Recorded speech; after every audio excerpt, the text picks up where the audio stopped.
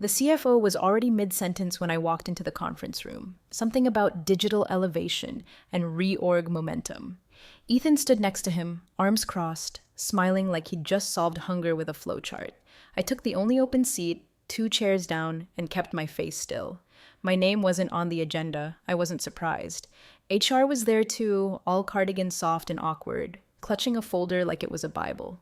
Before we get started, she said, almost apologetic, we'd like to welcome Ethan Kellerman. He's coming in from Boston, YALE MBA, brings a fresh lens to legacy challenges. The words hung in the air like old perfume, familiar, cloying, and just passive-aggressive enough to sting. Then she said it. He'll be leading the system strategy workstream. You'll still be involved, of course, just more in a support capacity. With his background, we think you'll understand. My coffee burned in my throat. Hey, if you've ever been quietly erased like that, with a smile and a compliment about your stability, do me a favor. Hit the like button and make sure you're subscribed. 97% of folks listening don't subscribe, but it helps us keep building stories like this one. Now, back to it. I glanced down as they slid the new org chart across the table. Ethan's box was at the top. Mine, now dotted line, a couple tiers down, but it was the spreadsheet that really iced it. Compensation breakdown, Ethan, $192,000 base. Me, $109,000. Same title, same scope, different chromosomes and Ivy League gloss, apparently. I kept my hands still. I didn't flinch, didn't curse, didn't cry. That's the trick, you know? They expect a scene so they can call you emotional. But I'd spent years in these walls learning that silence was sharper than any tantrum. I'll draft a transition plan, I said, sliding the paper back to HR, and a resignation letter. Her mouth opened, closed. You're not upset? Not at all, I said, rising. Though you may want to reread Clause 14 of the contractor framework before someone pushes new code. I walked out before they could scramble. Down the hallway, past the DevOps pod where my own script still ran silent every 30 seconds, patching around the cracks no one saw. I didn't take the elevator, I took the stairs. You think more clearly when your feet hurt. By the time I hit the sidewalk, legal already had my BCC. Attached, a full asset control map of the live deployment paths, all tied to MLC Systems LLC. Mine. Let the Yale boy figure that out. I don't remember the rest of that meeting. I remember the shape of Ethan's smirk, though, smug and eager, like a kid who'd just been handed keys to a car he didn't know how to drive. I remember how the HR rep tilted her head when she said, "You'll understand," like the words were meant to be comforting instead of dismissive. But I don't remember what came next because my ears were ringing with numbers. 192,000, 109, same title, nearly double the pay, and they said it like I'd thank them, like I should be honored to support him, like all my late nights restoring backups from a fried array in Frankfurt, all the weekends spent reconfiguring load balancers when AWS had a regional hiccup, like all of that just expired.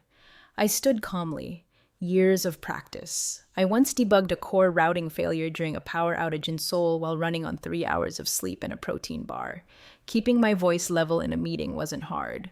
I'll draft my transition plan, I said, then let that pause hang in the air just long enough. And a resignation letter. That made HR blink. You're not upset? I smiled. Not at all. I turned before anyone could ask another thing.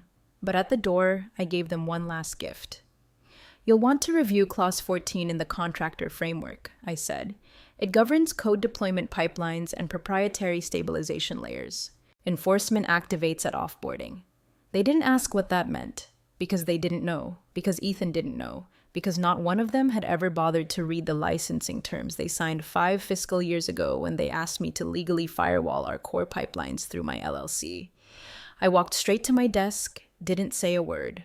Packed only the things that mattered, my backup drive, a mug with a cracked handle from our first successful North American launch, and the old binder labeled MLC Custody, Active Nodes. I slid it into my bag like it was a library book. Before I left, I BCC'd legal, time-stamped asset control maps, node lists, a copy of the last executed Clause 14.1 document with my countersignature still fresh. The rest? Automated. The offboarding protocol had been written years ago, the same month they froze our operating budget and told us to get creative. So I did. I got very creative, and they signed off on every line of it. I passed Ethan in the hallway on the way out. He gave me that nod some men give women when they assume they've won something.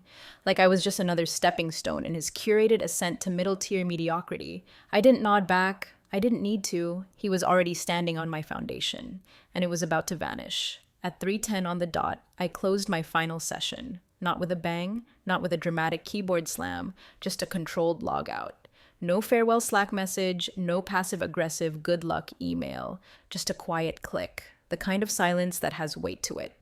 At 3:11, the tunnels began to throttle. Not crash, not break. That would have been childish. No, this was elegant. Every pipeline, QA, staging, pre-prod, hotfix, shifted into read-only mode, a gentle lock, the kind you don't notice until you need to do something and can't. At 3:12, a rule I'd written myself fired an automated dispatch to legal, IT security, and the CFO. The subject line said it all. Escrow lock activated, custodial contractor framework, clause 14.1. The system had spoken. I didn't need to. By 3:13, I was halfway to my car when my phone buzzed. CFO. I let it ring twice. Picked up. Hey, what's going on with prod access? His voice had that clipped urgency, like he knew something had gone sideways but wasn't sure which direction yet. I resigned, I said, keeping my tone even. Per contract, my deployment environments revert to read-only until the LLC transitions custodianship. He didn't respond right away. I heard a sharp exhale, the sound of someone trying not to yell in public, then a soft curse. Jesus. I didn't say anything else. The silence on my end was intentional. I wanted him to sit in it, to feel how quickly confidence can curdle when the foundation shifts beneath your feet. I knew what they were seeing now, dashboards grayed out, buttons disabled, edit permissions revoked. And in the bottom right corner of every environment window, a new compliance watermark they'd never seen before, now blinking quietly. Controlled under MLC systems, per escrow protocol A22. Nothing was broken, but nothing could move. They didn't know where the keys were. But I did. I'd always known. Because I built the vault, wrote the locks, and buried the blueprints in plain sight, right there in the contract they signed and forgot. This wasn't revenge. This was structure. Tuesday morning, the finance meeting didn't even make it past introductions. They'd planned to review Q2 burn forecasts and finalize the budget overlays. But when the dashboards loaded, well, they didn't. The fiscal modeling tool hung for 5 minutes before timing out. Someone tried to refresh the Tableau instance, but it spun into oblivion. And the core traffic balancer, which I'd personally rebuilt in 2020 when the East Coast node kept failing, threw a critical error. Ethan stood at the whiteboard, marker in hand, mid-buzzword. We're streamlining ingestion layers to isolate ROI pivots across. His tablet beeped. Red error screen. He blinked at it like it was in Morse code. Then came Slack. Ops. At all Y are all rollback scripts locked. Product. Is Ethan supposed to have admin on pre-prod because nothing's compiling? Ethan typed something furiously. Tried to look composed. Probably thought the issue was permissions or caching. Probably hadn't looked in the lower left corner of the deployment dashboard, where a thin blinking banner now read, Environment managed under license, direct changes disabled. I wasn't there. But I didn't need to be. The people in that room were watching the skeleton of my work lock itself shut. Someone from QA opened a legacy patch queue. Instead of tickets, it returned a single message. Pipeline custodial rights suspended, escrow pending. By noon, Ethan had already flagged it to it. Probably an expired certificate, he guessed. It wasn't. It was a keystone withdrawal, the quiet kind. I hadn't just left. I'd retracted authorship, license, custodial control, and continuity. I'd pulled the core thread, gently, and the entire fabric was starting to unravel. Not collapse, not catastrophically, just enough to stall. Enough to remind them that comfort isn't the same as control. By 2 p.m., legal had joined the internal thread, quoting clauses they'd apparently never read before. 1 p.m. joked, "Did she take the engine?" Another replied, "She was the engine." I sat at home, coffee in hand, laptop closed. I didn't need to monitor it. The framework was doing exactly what it was designed to do. Fail safely without its author. Let them search. Let Ethan Google escalation framework ownership transfer. Let the dashboards blink. They had no idea what they didn't know. And now they were finally noticing. Thursday's emergency all hands wasn't on the calendar. It was a panic-born gathering summoned by the CTO himself. He didn't like meetings. He liked working systems, and those were in short supply that week. They'd looped in every team lead, infra, product, DevOps, and sat them around the long glass table where we used to plan launches. Ethan stood near the screen with a half-finished diagram, trying to map out a patch plan. It looked like someone had spilled spaghetti on a flowchart. He launched into jargon. So, if we reroute the deployment scripts through a new Git wrapper, we might circumvent the legal cut in like a scalpel, not loud, just final. Mr. Harris, the general counsel said, her voice calm but cold, never forfeited intellectual property. Per Clause 14, all proprietary code paths are escrow-controlled and require contractor oversight. The room stilled. 1 p.m. shifted in his seat. The DevOps lead leaned back, lips tight. Someone had just opened the door to a locked vault and realized the combination wasn't theirs. Ethan's mouth opened, then closed. He blinked like a man trying to read a language he didn't know. I assumed ownership was internal, he muttered. A friend of mine in that room texted me under the table. He just keeps saying that, she wrote, like it's a defense. I replied simply, it never was. See, that's what they never understood. They thought because I worked quietly, didn't demand credit, didn't posture, I was disposable. But I was a boundary, a legal one, and they signed that boundary into place. Clause 14 wasn't some boilerplate. It was the spine of every system they relied on. And now it had teeth. Back at my place, I was reviewing the last invoice I sent before walking out. In the bottom corner, below the itemized breakdown of node maintenance and failover tuning, sat a small line in gray ink. Custody suspended, escrow terms active until transition authorized.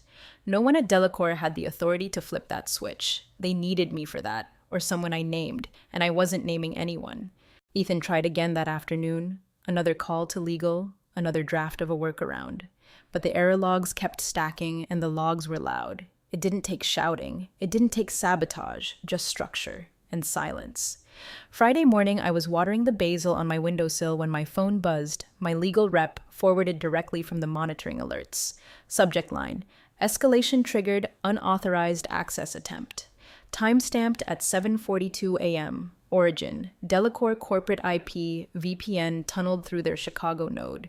They'd tried brute force. Someone over there must have thought they were clever. Maybe they figured if they couldn't reverse engineer my logic, they could brute their way through a legacy admin shell. Rookie move. All it did was trigger failsafe protocol C, which automatically replicated the logs and forwarded them to my counsel. 15 minutes later, I got another ping. This time, secondhand, my old colleague forwarded me a Slack screenshot. Legal. Who authorized override attempts on the deployment queue? Then, 3 dots, a pause. Legal again.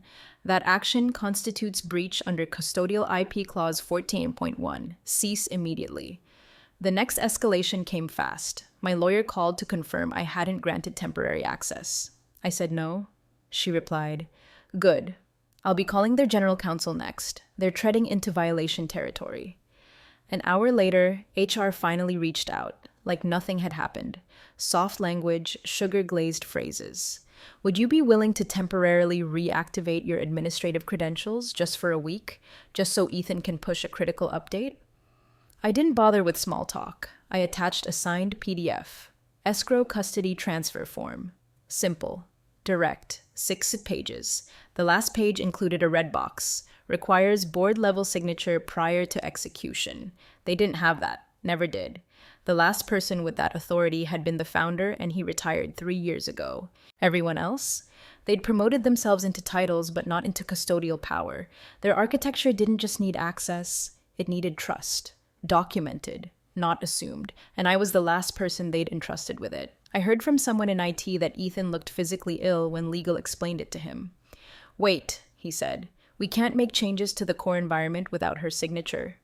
No, came the answer, and the last recorded one is stamped resigned, custody suspended.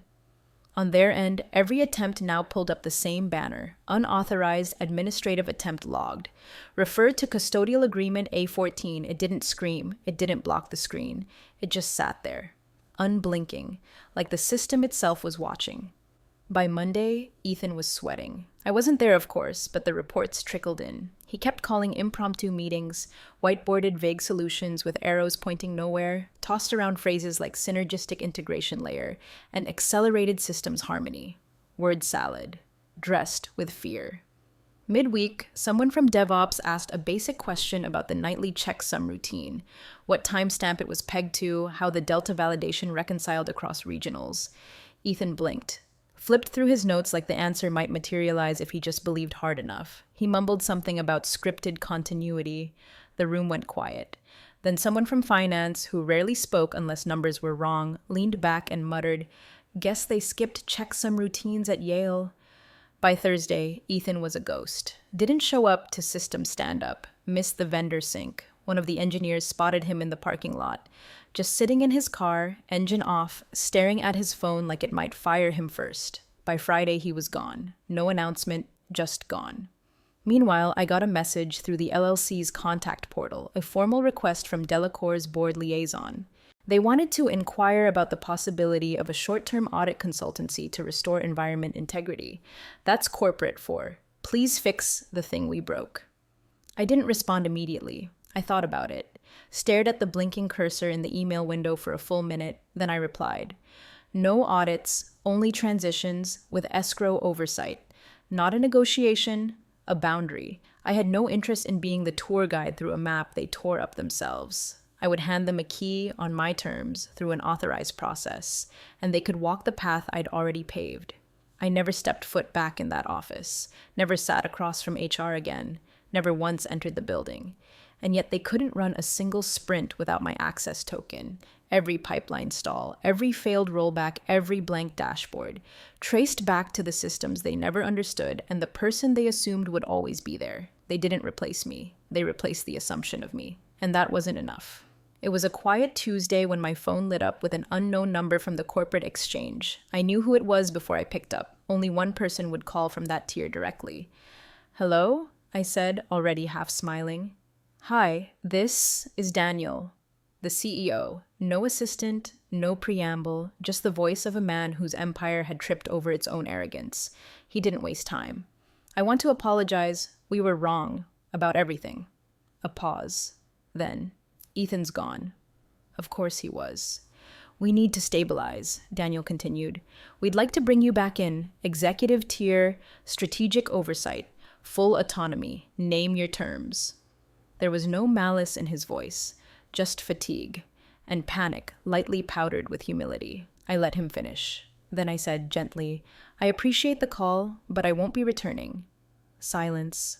Not anger, just resignation. I could hear him weighing what that meant. How many layers would have to shift now that the easy button had said no? "But," I added, "I'm referring you to a partner firm I trust. They'll operate under my architecture, licensed, under new terms." He thanked me like someone nodding at a locked door. I sent the final document later that afternoon. 5 pages, clear language, ironclad structure, new license terms, quarterly reviews, escrow authorization required for every deployment branch, no exceptions. Any override attempt would trigger the same chain that took them down the first time. They signed it. I know, because this time they read every word. Line by line, legal on the call, counsel whispering definitions into the room. They didn't even flinch at the price, because they understood now what they'd dismissed as just systems work was the foundation under their entire digital operation. And I wasn't their foundation anymore, their retainer to the new firm, double what they used to pay me for half the access. But now they had structure, not loyalty, not blind assumptions, structure. And they finally knew what that was worth. The dust settled without ceremony. No big relaunch, no corporate newsletter with Ethan's face scrubbed from the staff directory. Just a slow, quiet recalibration. Systems coming back online under new terms, less confident hands trembling at every prompt labeled "Do Not Override." Weeks passed. The dashboards returned, but differently. No more unchecked pushes, no last-minute feature flags without pre-clearance. Everything had a key now. Everything required a signature. And every single footer across every tool, every environment, every script that ran silently in the background now bore the same sentence. Stability Framework licensed to MLC Systems LLC, escrow custody active, internal overrides prohibited. They didn't even try to hide it. No branding change, no cosmetic mask, just acknowledgement, visible, daily, persistent. I saw a clip from an industry roundtable later that month. Daniel, the CEO, sitting stiff in a suit that no longer fit quite right, talking about the importance of governance. He wasn't angry, he was converted. Always read the framework, he said, half to the moderator, half to himself. Don't assume loyalty replaces structure. The panel nodded. Some of them probably didn't get it, but I did. I didn't post about it, didn't gloat, didn't break my silence. There was no need. I just watched from a distance. From the safety of a place where my value wasn't up for negotiation every time someone with a shinier resume walked through the door. Where my name wasn't reduced to a support role under the shadow of some Ivy League parachute. There were no headlines, no puff pieces. Just the quiet fact that every sprint, every build, every deploy now depended on terms I wrote and systems I owned. They could still run their show, but only under my conditions. Because when a company chooses image over function, when they ignore the hands holding the foundation steady, when they chase sparkle instead of substance, ownership waits, and then it locks the gate. It wasn't about salary, it was about authorship.